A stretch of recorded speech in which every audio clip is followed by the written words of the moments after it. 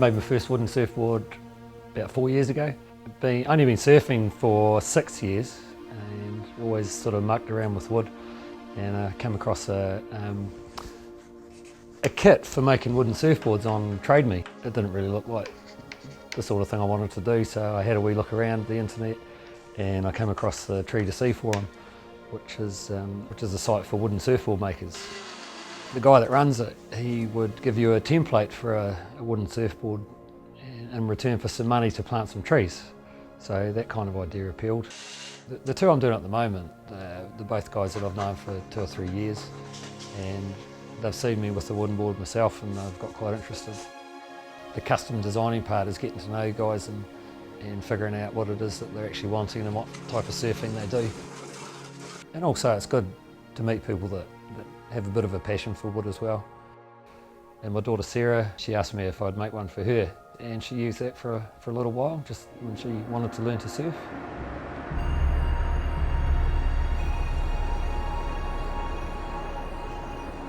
Then my mate Pricey, I showed him this longboard. He sort of looked at it and thought, wow, it looks pretty cool, but man, it's heavy. Don't quite see how this is going to work. He didn't say that to me, but he thought it. But being the good mate he is, he agreed to take it and try it. And then he got quite interested in it as well. The weight gives the boards momentum. Also, they're very buoyant, and if they were the same weight as a foam board, then they wouldn't sit right in the water and perform right. So the weight factor around about 20–25% heavier than a foam board to get the performance.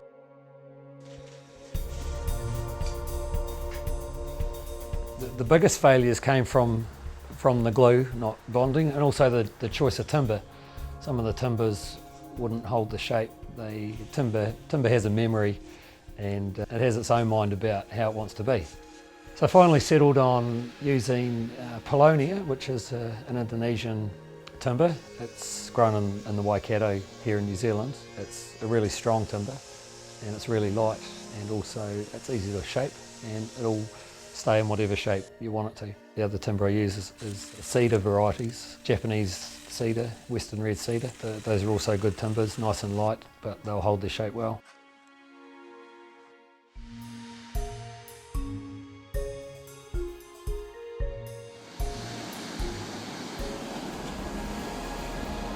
My first surf was on Labour Weekend 2007, so that's almost 6 years ago. And at the time I was working with Pricey. We were both counsellors at the same place. We've been working together probably 4 years, and at first when I met him I thought, oh, this guy really loves surfing, and he goes on about it a lot. He tries to get everyone else interested too. And as the time went by, he kept inviting me to go with him, and I didn't really want to. It didn't sound like much fun, to be honest, being out in the cold water, getting knocked over by waves and thrashing around, and he pushed me onto a wave, and I caught the wave and I thought, man, this is pretty cool. And so it was at that moment, I suppose, that I'd heard about where people get hooked on it. It's still a real passion and a real buzz, and I find myself getting a bit antsy after a week of not getting in the water.